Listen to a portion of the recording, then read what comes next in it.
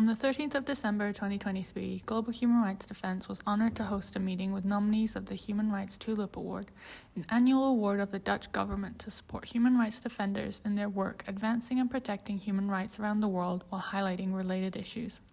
Each year since 2008, the Ministry of Foreign Affairs has awarded the Human Rights Tulip Award to an outstanding human rights defender in the hopes of gaining international visibility and recognition, further developing and expanding the scale of their human rights work, and last but not least, to inspire others. GHRTV spoke to 3 of the nominees to highlight the important work they do around the world in promoting human rights. I'm Lin Tan.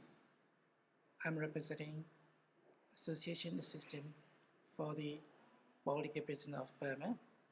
So our APP was formed in 2000 by the former political prisoners.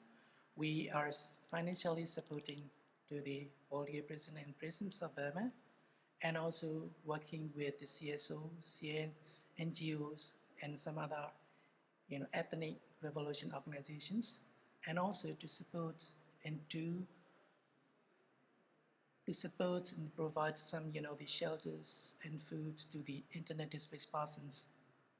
So right now in Burma, there are over 19,000 political prisoners in prisons. Especially the political prisoner in prison is really dangerous situations, as they don't have the nutritious food, they don't have the enough the medications and medical care, and they are dying in prisons. And so this is really serious, the worry about the political prisoners in Burma. We are fighting against the military junta. Right now, the military is ruling the country. But on the other hand, our civilian government is controlling many areas. And we are fighting against the military junta to end the military dictatorships. That's why, so to end of the political prisoner situations in Burma. My name is Buson Hlabatsi. I'm from Eswatini, formerly known as Swaziland.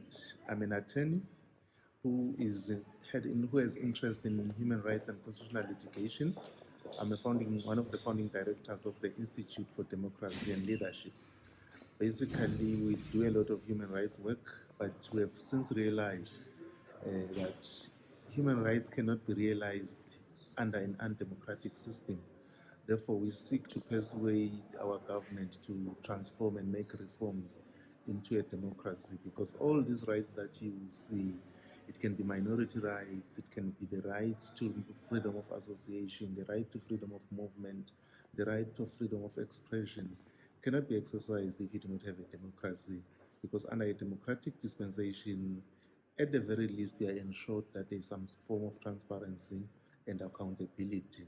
So if then there's transparency and accountability, you are also ensured that there's going to be an independent judiciary and the rule of law is respected.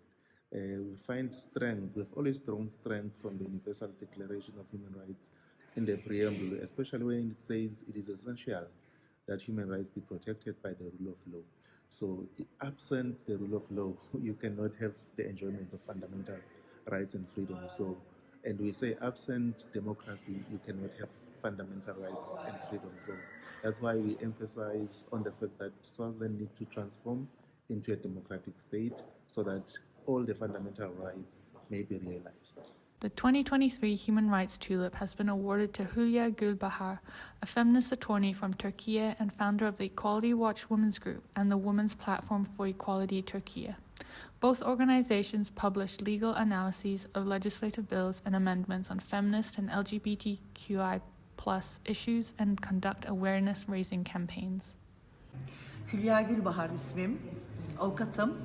Türkiye'de insan hakları ve kadın insan hakları alanında yoğun olarak çalışıyorum. Right now in Turkey there is a movement that is organized by men. Some of them are political Islamists and some of them are conservatives, and their aim is to stop the women's rights movement in Turkey. And we came together with 300 women's rights organizations. We established a platform, and this is what we are fighting for.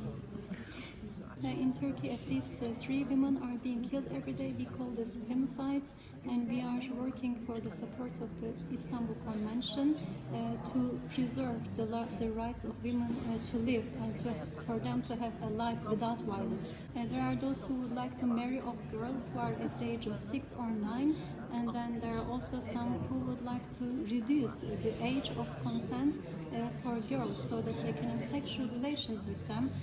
So right now it is around 15 to 18 years, and we are fighting in order to ensure that this age is not reduced. And there are some people who would like to ensure that women do not get any alimonies when they are divorced, and then there are also men who would like to have multiple wives, and this is what we are fighting against. There are some people who would like to have separate schools or educational facilities or hospitals or transportation vehicles for women, so there are people who would like to segregate the lives of women and men.